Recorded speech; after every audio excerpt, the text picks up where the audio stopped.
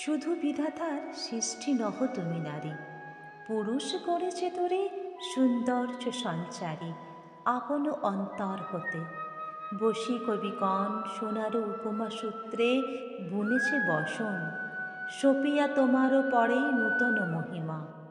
অমর করেছে শিল্পী তোমারও প্রতিমা।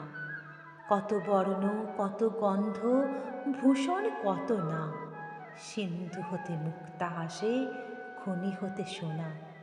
বসন্তের বন হতে আসে পুষ্প ভার, চরণ রাঙাতে কীট দেয় প্রাণ তার। লজ্জা দিয়ে সজ্জা দিয়ে দিয়ে আবরণ, তোমারে দুর্লভ করি করেছে গোপন।